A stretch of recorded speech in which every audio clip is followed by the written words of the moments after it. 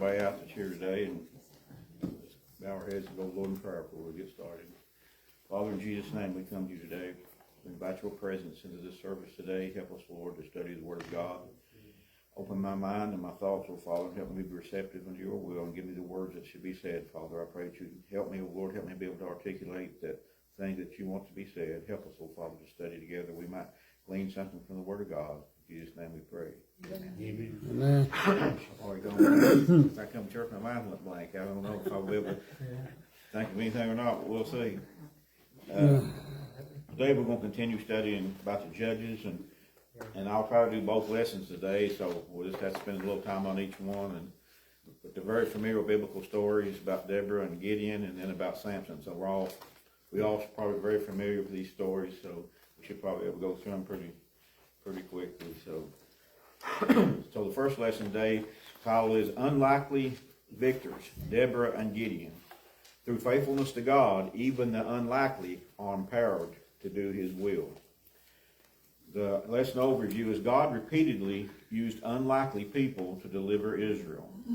Deborah was a prophetess and a judge in Israel. She encouraged the reluctant Barak to lead Israel's army against King Jabin and his general Sisera. And Jabin's army had better weaponry and more soldiers, but God gave Israel the victory.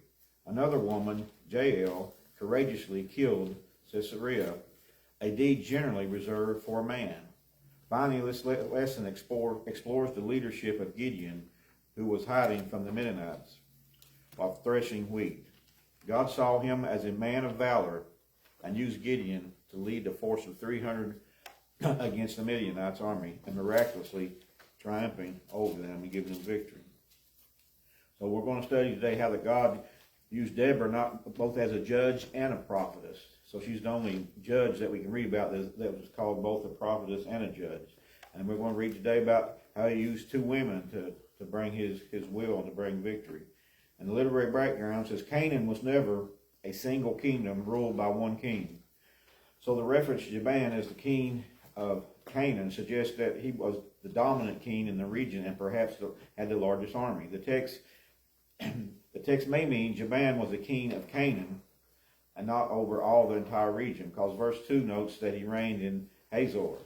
And verse 17 states that Jabin was the king of Hazor, which is in the northern kingdom of Galilee, and was an important city. The size of Jabin's army, both chariots and soldiers, reveals he amassed much power and was asserting his dominance in the region. So we see how this king was observing dominance once again over Israel and ruling over them. So we'll go to chapter 4. We'll just start with verse 1. And we'll read through verse 10. It says, And the children of Israel again did evil in the sight of the Lord, and Ehud was dead. So once again, they did what? Evil in the sight of the Lord. That was their pattern, wasn't it? God would send them a judge and deliver, and then they would do evil again in the sight of the Lord. And the Lord sold them into the hand of Jabin, king of Canaan, that reigned in Hazor, captain of whose host was Sisera, which dwelt in Harosheth of the Gentiles. And the children of Israel cried unto the Lord, for he had 900 chariots of iron, and 20 years he mightily oppressed the children of Israel. So he had a great army and the 900 chariots, and so he oppressed Israel for 20 years. It says, And Deborah, a prophetess, the wife of Lapidoth, she judged Israel at this time. And she dwelt under the palm tree of Deborah, under Ramah and Bethel in Mount Ephraim. And the children of Israel came up to her for judgment. And she sent and called Barak, the son of Abinoam, the Kadesh Naphtalian, and said unto him, Hath not the Lord God of Israel commanded, saying, Go and draw toward Mount Tabor, and take with thee 10,000 men of the children of Naphtali and the children of Zebulun. And I will draw unto thee to the river Kishon, Sisera, and the captain of Jabin's army, and his chariots, and his multitudes, and I will deliver him into thy hand. And Barak said unto her, so this was Deborah had spoken unto Barak and was telling him what he should do. And Barak said unto her, If thou wilt go with me, then I will go. But if thou wilt not go with me, then I will not go. And she said, I will surely go with thee, notwithstanding the journey that thou takest shall not be for thine honor. For the Lord shall sell Caesarea unto the hand of a woman. And Deborah arose and went with Barak to Kadesh. And Barak called Zebulun and Naphtali to Kadesh, and went up with 10,000 men at his feet, and Deborah went up with him. So here we see here about two different women, accounts of these two women, and we'll get into them a little bit later. But after Ehud had died, the children of Israel after that judge died, they done evil in the sight of the Lord once again, and God raised up Deborah to be a judge and a prophetess, and she sat under what was called the palm. And she sat under what was called the palm tree at Mount Ephraim. And the people came up to her for judgment, and Deborah is the only person in the book of Judges who is identified both as a prophet and a judge. As a judge, she provided godly wisdom to the people and seeking guidance for various issues. And as a prophetess, she spoke for God to his people. And one of the persons she spoke to was Barak, and she told him God was commanding him to go take 10,000 men to engage the armies of Sisera. Sisera was the general of Jobin, and so he went to, and however Barak refused to go unless Deborah went with him. So he didn't want to go into battle unless what? And she was a what? A woman. So that's what this tells us about what Barak had a lot of confidence in this woman, didn't he? He wasn't willing to go into battle unless she went with him. So here we can see how God used this woman mightily. So Deborah went with him forward, and that woman, but she went ahead and said that she would go with him and into battle. But what warning did she give to Barak then? Notwithstanding, though you go on, he said the honor will go to a woman, and not to him. So women can be used of God, can't they? So we will see here that the honor was going to go to a woman, and we'll find out a little bit later how that came to pass. So anybody have any questions? If not, we'll just go on to verse 11. It says, Now Heber the Canaanite, which was of the children of Hodab, the father-in-law of Moses, had served himself from the Canaanites, had severed himself from the Canaanites, and pitched his tent in the plain of Zamanaim, which is by Kadesh. And they shewed Sisera that Barak, the son of Abinoam, was gone up to Mount Tabor. And Sisera gathered together all the chariots, even 900 chariots of iron, and all the people that were with him, from Harosheth and the Gentiles unto the river of Kishon. And Deborah said unto Barak, Up, for this is the day in which the Lord hath delivered Sisera into thy hand. Is not the Lord gone out before thee? So Barak went down from Mount Tabor, and 10,000 men after him. And the Lord discomforted Sisera and his chariots, and all his hosts with the edge of the sword before Barak. Sisera lighted down from off his chariot and fled away on his feet. But Barak pursued after the chariots, and after the host of Harosheth and the Gentiles. And all the host of Sisera fell upon the edge of the sword, and there was not a man left. So we see what happened when the day come. These Canaanites people were large nomadic people in the Middle East, and Moses' father-in-law was Canaanite, and they'd show kindness to Israel in the wilderness. And we see when he brought them down to the river, he had brought Sisera and his army and his 900 chariots of iron down to the river of Kishon, and once he brought them there, Deborah spoke to him and said, now it's time to go and to attack and to rise and go. And it says that he discomforted Sisera and all his chariots. So most people believe that when he discomforted his chariots, these chariots was made of iron, they were heavy, and that's why the time is right, because they were by the river and by the river base, and around the river the ground is usually what? Soft. Now big heavy iron chariots probably done what?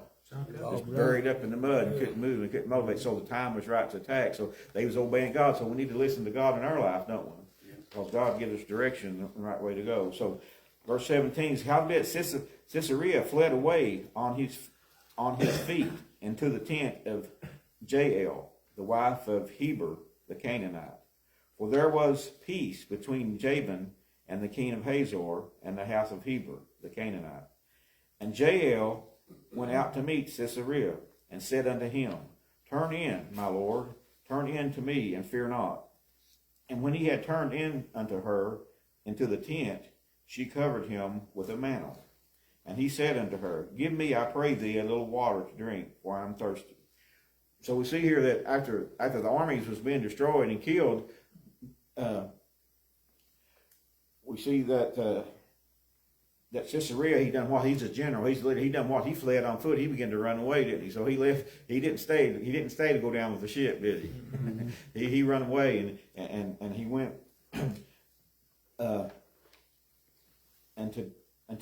was peace between Jabin. So he went there to the tent, and Jael, Jabin's Heber's wife, told him to come into her tent, so she come in, and when she came in, she covered him with a mantle, covered him up with put cover over him to keep him warm.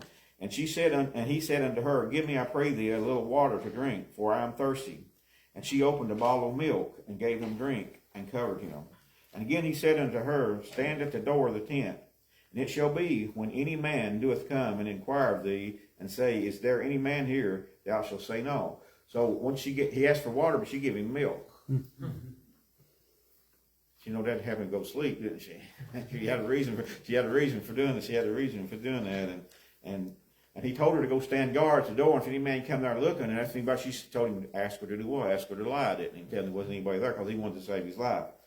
Then Jael, Heber's wife, took a nail of the tent, or one of the tent pegs that holds the tent down, and took a hammer in her hand, and went softly unto him, and smote the nail unto his temples, and fastened it into the ground, for he was asleep and weary. So he died. So what did this woman do? She killed him. She just took a big tent peg and took it right to his temple while he's laying there, and just hit it as hard as she could, went all the way through his brain, all right on down nailed him to the ground, and he died. So he thought he was going to be safe there in that woman's tent, didn't he? She's going to take care of him. But so who got the victory? So the prophets told the truth. That who got the honor of killing him? It's just not Barak, but a woman. The honor went to a woman.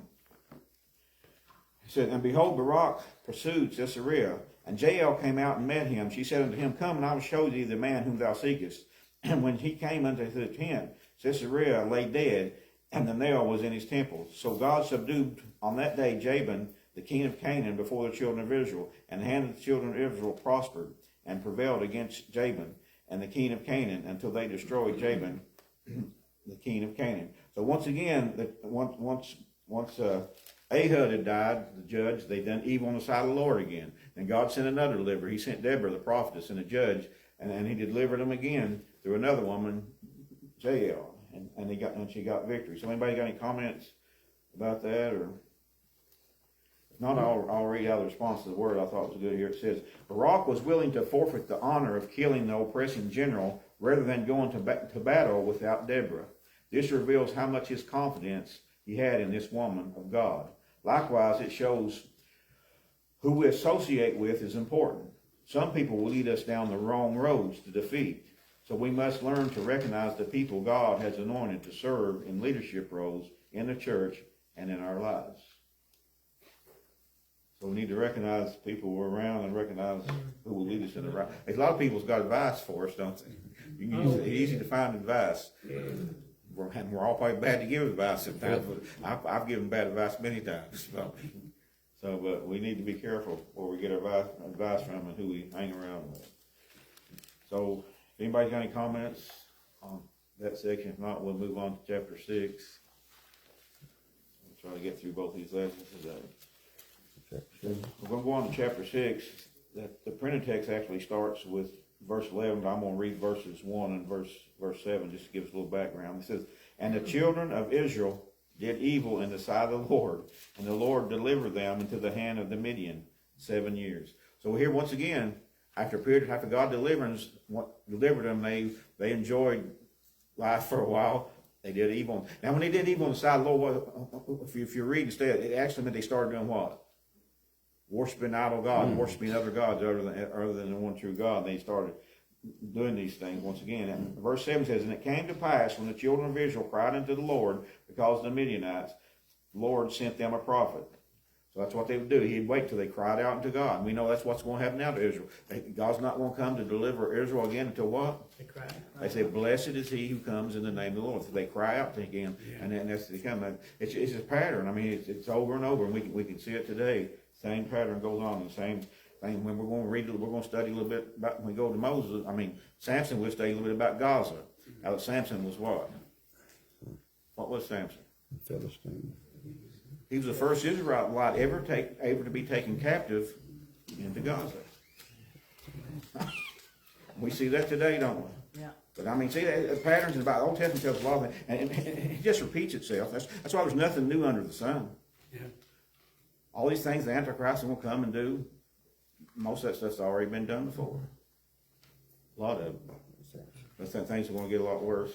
But anyway, we'll not get into all that stuff. Let's go on and start verse 11. And it says, "And there came an angel of the Lord, and sat under an oak tree, was in Ophrah, and pertaineth unto Joash the Abizanite, and his son Gideon threshed wheat by the winepress to hide it from the Midianites." So Gideon was threshing wheat by the winepress, trying to do what? Stay hid from the Midianites. And the reason they had to do this because during the days of Gideon, the Midianites oppressed Israel so much. One of their tactics they used lots of times is they waited till they harvest their crop. They harvest their crops and without threshing them, then they would go in and try to destroy their crops and even steal them and take them away from them. So that's why he was trying to hide from them. And an angel of the Lord appeared unto him and said unto him, "The Lord is with thee, thy mighty man of valor." And Gideon said unto him, "O my Lord, if the Lord be with us, why then is all this befallen upon us? And where be all his miracles which our fathers told us of, saying, did not the Lord bring us up from Egypt? But now the Lord has forsaken us and delivered us into the hand of the Midianites." So that's the question. All sinners, that's what they'll tell you today. If the Lord is with me, if the Lord is for me, why am I in so much trouble? Why are these things happening? So why was Israel in so much trouble? If the Lord was with them, why was it? Because they had forsaken the Lord. And then if we look at our own lives, that's usually when we're in the condition we're in, usually because of what?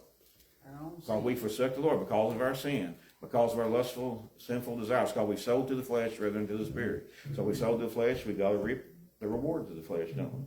And lots of times we do sow to the flesh, even though you might be spiritual.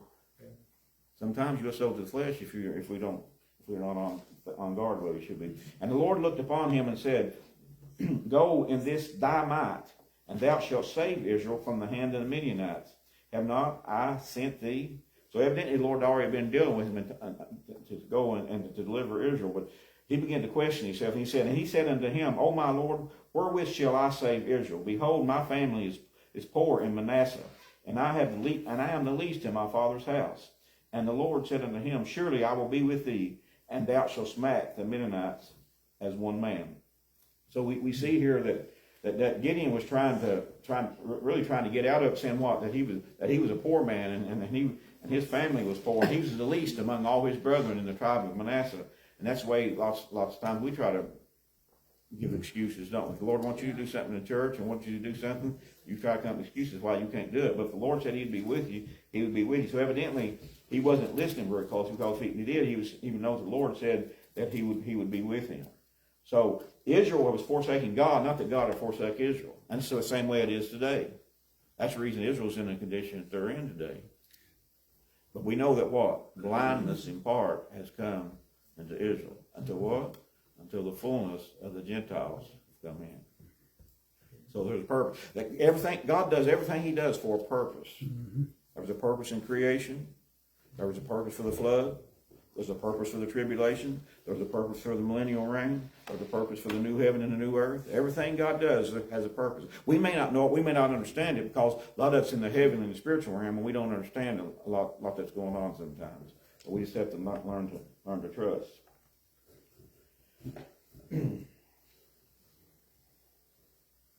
Let's see. Try to get through there until we get to the other.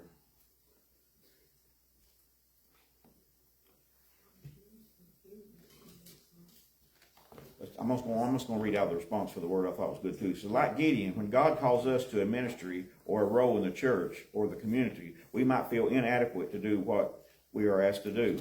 However, after the initial honest assessment of our inability, we must remember that if God calls us to it, He will see it through. He never sets us up to fail, but He provides an opportunity for us to succeed when we trust in Him and walk by faith. Jesus promised that He would never leave us nor forsake us. Therefore, as an Apostle Paul said, I can do all things through Christ who strengthens me. So it's hard to have that attitude sometimes. A lot of times we can read the Word, it's hard to apply it to our lives sometimes. It's an easy thing to read and understand, but applying it and doing it, being a doer of God's Word and trusting in God and having faith is the hardest part. But we need to have faith, don't we? And trust in God. So we see how that, let's just go on, and we're going to run out of time. Let's go to chapter 7. Read verse 1 through 8. And then Jerubbaal, who is Gideon, that changed his name to Jerubbaal, it's the same person who is Gideon, and all the people that are with him rose up early and pitched beside the well of Haran. And the host of Midianites were on the north side on the hill of Moriah and the valley. And the Lord said unto Gideon, the people that are with thee are too many, are too many for me to give the Midianites into their hands, lest Israel vault themselves against me, saying, mine own hand delivered. So he told Israel, he told Gideon, the army he had too many what? He had too many soldiers. He had too many people in his army. Because if he went and defeated them now, they would think what? They got the victory by their power and by their might. We see many times Israel got the victory. We see He gives them victory, not because of their power or their might, but because God was with them. Because the forces that was against them was much mightier and a lot greater. So God wanted them to know that what? He was the one giving the victory, not them. That's why we had to trust in Him and be obedient. It says, now therefore go and proclaim in the ears of the people, saying, whosoever is fearful and afraid, let him return and depart, every one from Gilead. And there returned the people 20 and 2,000, and there remained 10,000. So the Lord said, you go tell the people, if any of you men are afraid, can you see a general today in our army going to say, if any of you men are afraid, we're getting ready to go into a big battle here, and we got great forces coming against us, and if any of you are afraid, Philip, you just go back. Yeah. So when he did that, all of them went back, didn't he? Put yourself in that position. That'd be a hard decision to make. I mean, I'm going to talk about bad, we're talking about death. And there's some terrible things getting ready to come and go on. I don't know if you ever watched, there's a lot of videos you can watch on Facebook. I mean, I watch that, but they're hid. You have to tell them you're willing to watch them. And, well, they shoot people and they just kill people. And I've watched them, Islamic people cut people's heads off. Some they'll just bow you down there and they'll take a big sword and they'll just swack your head off. And if a little boy tries to hack your head off and he can't get it first whack, some fellow push him out of the way, he'll grab a big sword and they'll just pick it up and hold it up. And, I mean, and people shooting people, cops getting shot. I mean, police have got a dangerous job. You never knew who's going to pull out and pull out a big gun on you. I watched one this morning. Fellow jumped out of his truck, full of fellow, and police was walking around. The fellow just jumped out of his truck, and he had a big gun, and he just pulled it up, bang, bang, bang, started shooting. So he shot him about 3 times, him dead, and shot him in the head again, just to make sure that he got in his truck and drove off. I mean, Islam. I mean, Islam wants to do what? Kill who? The infidel. And who's the infidel? The West. Christians. You see, Islam believes if you don't believe in Allah, if you don't convert to Islam, you're not saved. You're never going to be saved. Mm-hmm.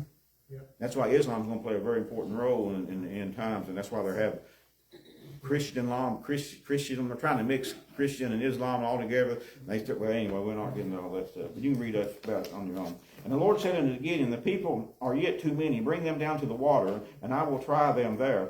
And it shall be that if whom I say unto thee, this shall go with thee, and whom I shall say unto thee, of whosoever I say unto thee, this shall not go with thee, the same shall not go. So he brought them down to the water, and the Lord said unto Gideon, every one that lappeth the water with his tongue like a dog lappeth, he shall sit by himself. Likewise, every one that boweth down, his knees shall drink. So a way to determine what other ones to be left, he brought them down to the water, and he says, the ones that got down on their knees and drunk out of the water, send them back. But the ones who scoop it in their hands and lap it like a dog, he said, take them with you. And why did he do that? That's right. Them who got down on their knees were what? they could have been attacked on. They looked down, they wasn't paying attention to the surroundings. But it was all the terrorist things going on now. I mean, I've took classes. I mean, when you go in places, they teach you where to go and how to walk, never get back into a wall, and how to do things, and how to watch your surroundings. And you know, when you go to a foreign country, you got to know what terrorist groups is there, and you got to know what their goal is, and then they'll teach you before you go. You got to find out who's got you, and that determines how you react, whether you fight. Because that's more likely you're going to die. Certain groups get a hold of you, it's all right. They're just wanting money. You go along with them, and you may get free. There are certain groups, if they take you and get you, do everything you can, fight all you can not to go with them, and everything because you're going to die. I mean, that's how bad terrorist groups and people are. And they'll teach you how to do things. And you know, and shooters come in the room, they teach you how to.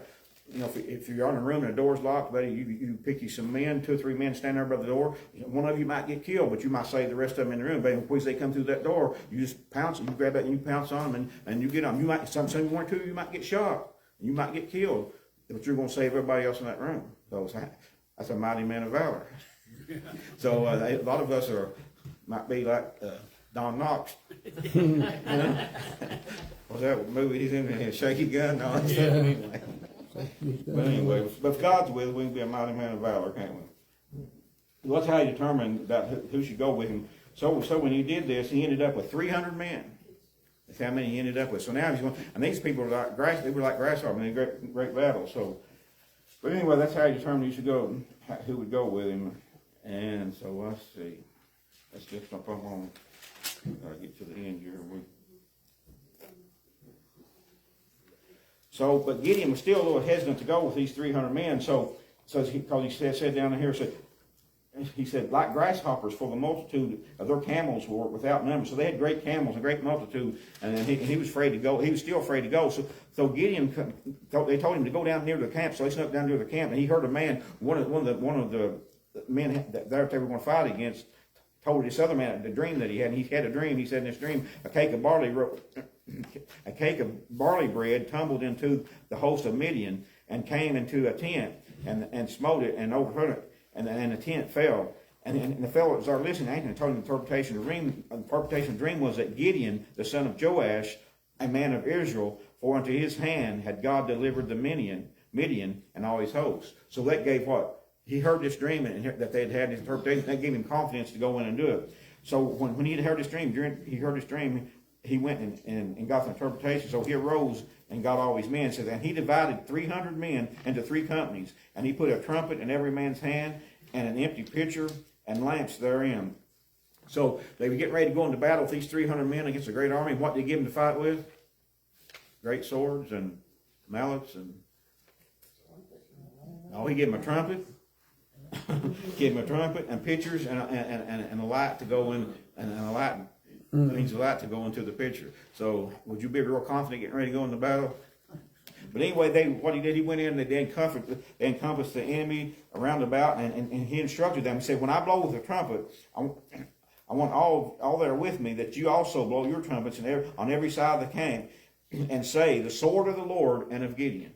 So they waited till it's time for them to change guards. About the time they changed guards, because people have been on guard, but when the change in the guards take place, and when you first get there in battle, you're probably not really as prepared as you should be. You're just now getting ready. So at the changing of the guards, he blowed his trumpets, and all 300 blowed their trumpets, and they shouted out what he told them to shout, the sword of the Lord and of Gideon. And can you imagine how scary that would have been?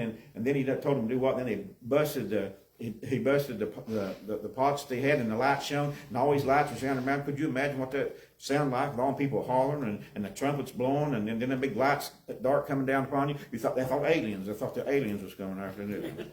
So they can become fused and begin to run and begin to kill one another, and in the middle of the watch, and they stood every man in his place round about the camp, and all the hosts ran and cried and fled. And the 300 men blew the trumpets, throughout all the hosts of the land. And then the men of Israel gathered themselves together out of Naphtali and out of Asher. And Gideon sent messengers throughout all of Ephraim, saying, come down now against the Gideons, the Midianites, and before the waters of the Borath. And so they took all the princes, and then after that they went on and they took them. So that's how God gave the victory. So God don't need a big army, does he? God doesn't need a mighty man. God doesn't need a smart man. He doesn't need great weaponry, does it? because he wants the victory. He wants to know that God gives the victory. So people have confidence in him and not in themselves. Now, the U.S. has a lot of confidence in their military, don't they? Mm-hmm. They have more confidence in the military than they do in God, don't they? Yeah. May cause them trouble at some point in time, might it? Mm-hmm. So we'll see. So that's really all those. Anybody else got any questions about that? Not, we'll go on and try to get through the rest of them. There's some of my good notes on this, and that's where some of Lily give me them notes. She sits back on draws on the stuff. I had no paper draws. There's the notes I got on that. But anyway, let's just go on to let's talk about. Now, Samson's a very familiar story, so we'll try to get through it as quick as we can. It says, unusual strength, Samson. Christians should be singularly focused on fulfilling God's purpose for their lives. The life of Samson, from his birth announcement, feast of strength, and triumph in death, was unique. Though often driven by sinful appetites and passions, God used Samson as a response to the Philistines that oppressed Israel. God delivered Israel into the hands of the Philistines, but God also set boundaries concerning how much any nation could oppress his people. Samson kept the Philistines in check, hindering their ability to expand their control in Israel. Though Samson often took his role and responsibility too casually, eventually costing him his eyes and freedom, he returned to his anointed role in a moment of spiritual clarity, winning a great victory through his death. So we see the Philistines invaded Canaan from the Mediterranean Sea, which was, what the Mediterranean Sea, and that's what else is by the Mediterranean Sea? Where's Gaza at? Yeah. Right there by the Mediterranean Sea. So he established a 5-city confederation: Gaza, Ashkelon, Ashdod, Gath, and Ekron. So for 40 years they oppressed Israel, and this was the longest time that Israel had been oppressed was the time of the Philistines for 40 years. And the Philistines, even after Samson's death, still oppressed them. However, they did not get full victory from the Philistines until David's reign, even through Samuel and Saul's reign, and even through David, before they got complete victory over the Philistines, was through King David, that they remained a threat to Israel, so he kept them at bay. So let's go on to chapter 13.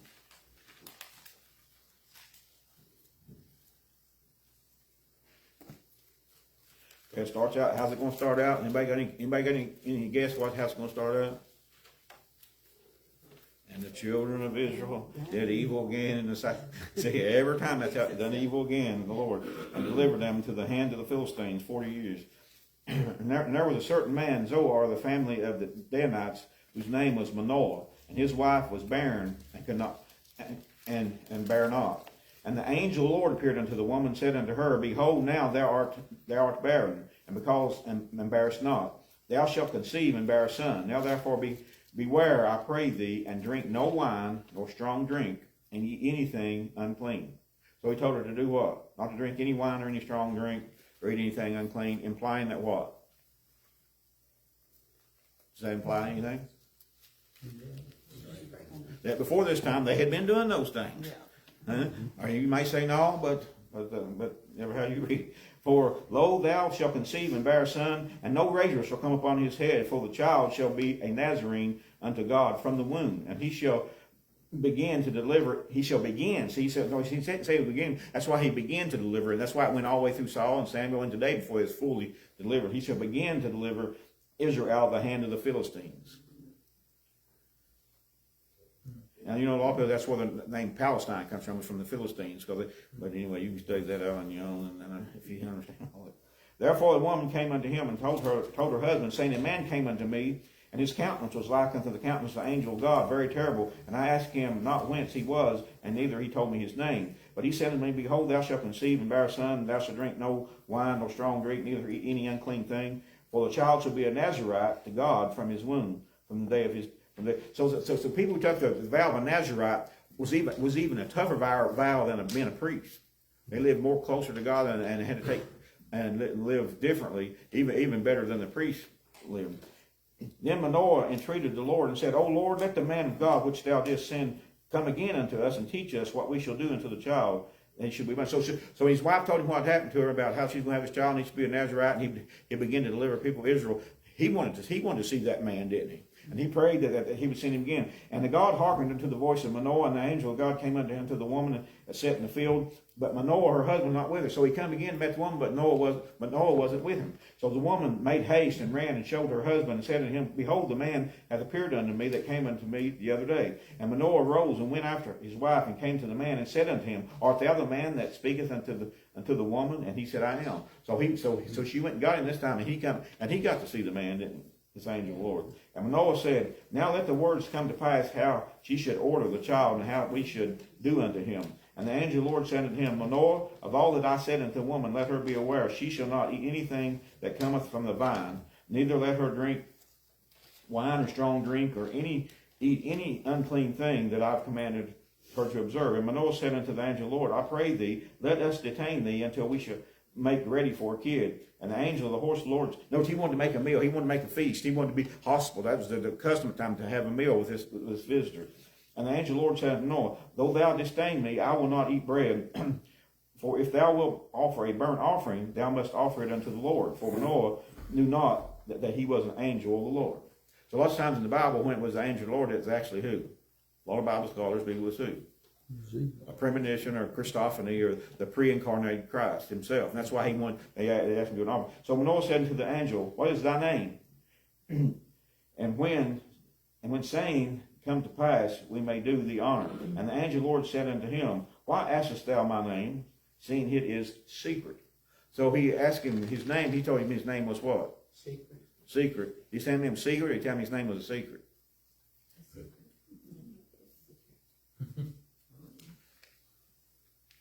Well, the word that King James translated as secret here, and a lot of other translations they translate it as wonderful, because that is what the word that was used here means. So it depends on which translation. So he could have said his name was wonderful, or it was secret, or his name was wondrous or wonderful.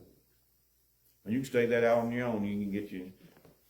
So Manoah took a kid with the meat and offered it, and the angel did wondrously, and Manoah and his wife looked on. For it came to pass when the flame, so he came to make the offering, he made the food and made the offering. When the flame came up toward heaven from off the altar, the angel of the Lord ascended in the flame of the altar, and Manoah and his wife looked on and fell on their faces to the ground. Behold, the angel of the Lord did no more appear to Noah and to his wife. Then Manoah knew he was an angel of the Lord. Manoah said unto his wife, We shall surely die, because we have seen what? So they knew what the angel looked like. So they thought they had seen what? God. They said no man can see God and what live. But a lot of people did in the Bible seen the pre-incarnate. No man can see God how? In the fullness of his glory.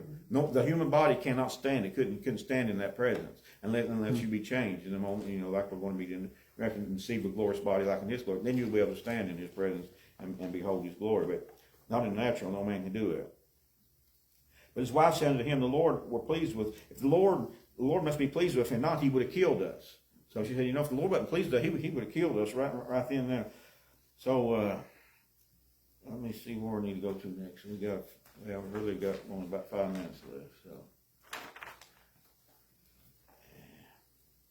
let's just jump on over to verse chapter 16. It says, and then went Sampson to Gaza, and saw there a harlot, and went unto her. And it was told in the Gazanites, saying, Sampson is come hither. And they compassed him, and lay wait for him, and all that night in the city, and were quiet, and all the night, saying, In the morning we shall kill him. And Sampson lay until midnight, and rose at midnight, and took the doors of the gate of the city, and the 2 posts, and went with them, and took them up to the top of the hill. So one of Samson's weaknesses was what? A lot of people's weakness today was women. Yeah. Was women. And he had at least 3 prostitutes, but anyway, when he's laid this woman, they thought they locked the gates, big iron gates of the city. But he rose up at midnight and went and just tore the gates up and set them on top of the hill. So, and when it came to pass afterward that he loved a woman in the valley of Zorah, whose name was Delilah, and the lords of the Philistines came unto her and said unto her, Entice him, wherein lieth his great strength, whereby means we may be able to prevail against him, that we may bind him and afflict him. We may give thee every one of them, said they to give her 1,100 pieces of silver. So we see that Delilah was willing to do what? Accept her offer, wasn't it? Mm-hmm. So Samson loved Delilah, but Delilah was what we call today a what? A gold digger. You ever watch one of them gold digger videos Gold digger? where these men just dressed kind of not too bad, and they have big pretty woman walks by, and they try to get a date with them, and he goes there and gets in his big Lamborghini. Oh, they run back, son. Oh, now they want to go for a ride, because they're what? Gold diggers. There's a lot of gold diggers out there. But anyway, we're not getting into all that. That's just life. I mean, you say that's life. If you go out in the world, you're gonna see things. Yeah. But if you just stay here in this little area, you ain't gonna see a whole lot of things, huh? But anyway, well. So Delilah said unto Samson, Tell me, I pray thee, wherein thy great strength lieth, and wherewith thou mightst be bound to afflict thee. And he said unto her, If they bind me with 7 green withs and never been dried, I shall be weak enough. So she went and told the Philistines that, so they sent her, and they tied him up with the green. But once again, when she hollered up to him, the Philistines be upon him, he jumped up and he broke the withs and he took him. So Delilah done what? She got mad because he done what? He lied to her, didn't he? He didn't tell her the truth. So Delilah said unto him, Behold, thou hast mocked me, and told me lies. Now tell me, I pray thee, wherewith thou mightst be bound. And he said unto her, Bind me with new ropes that have never been occupied, and I shall be weak. And Delilah took the ropes and bound him. Then once again the Philistines come, and he jumped up and broke them again. And Delilah said unto Samson, Henceforth thou mocked me and told me lies. Tell me wherewith thou mightst be bound. He said unto her, he said, Thou weavest the 7 locks of my hair, my head with a web, and she fashioned it. In other words, she kept on aggravating him too much. He sees about that. And Samson awake out of his sleep, wherewith he had been bound with his pins in the web. She said to him, How dost thou love me? So she broke and said, You don't love me. If you love me, you told me the truth. So she told him he bound his head in 7 locks, but it wasn't true. And she lied to him once again. And he was able to whip him. But it came to pass when she pressed daily upon him with her words. In other words, she became a what? She nagged him and nagged him and nagged. The Bible says it's better to dwell in the desert upon the rooftop than what? With a contentious woman. Huh?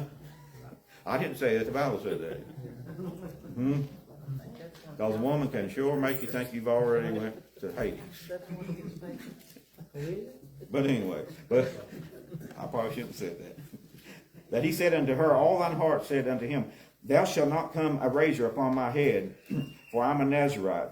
And from my mother's womb I've never shaved my head. So now he told her the truth. And Delilah told her with all her heart. So she sent and called the lords of the Philistines and said, Come up hither once and show me. He has showed me all of his heart. And the Lord of the Philistines come up with her. And this time they brought money, and they paid her then, because she knew then he had told her the truth. How she knew that, I don't know, but she felt confident. She'd nagged him enough.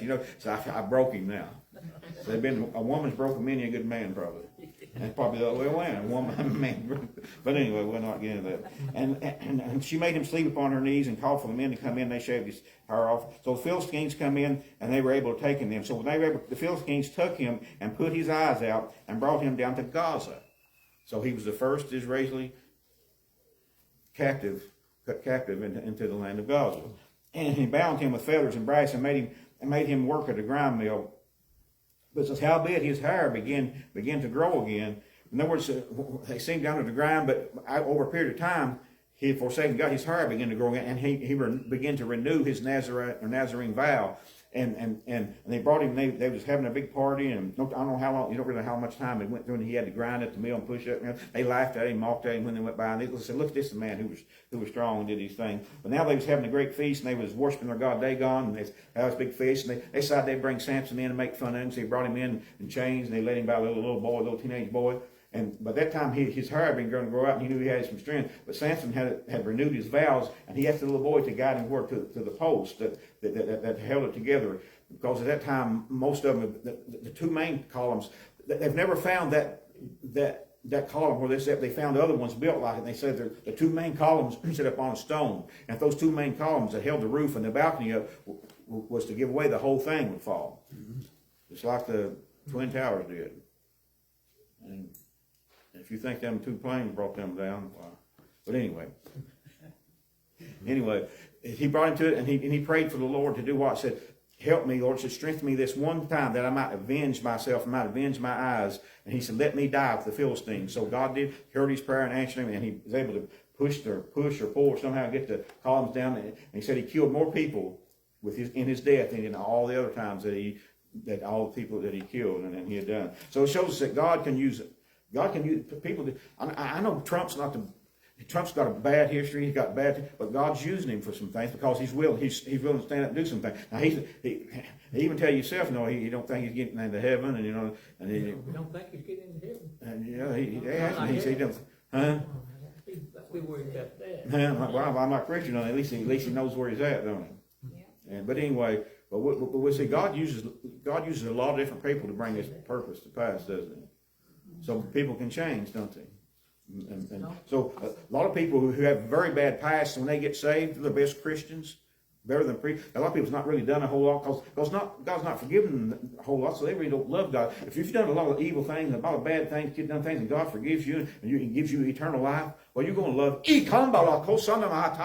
may love Him a lot more than other people, and you'll be willing to be more dedicated unto Him. Just like Paul. I mean, Paul, he hated Christians. He killed Christians. But look what happened to him. That's why people who don't believe, that's why they should believe. Look what happened to Paul's life. He was so bad. Look how it changed his life. See, once you get saved, God will change your life. So I'm done. Well, I've already went a little bit past. So, anybody got any comments? Go ahead. And it's hard to go over 2 lessons at one time, but I hope I didn't bore you too bad today. Talk too much.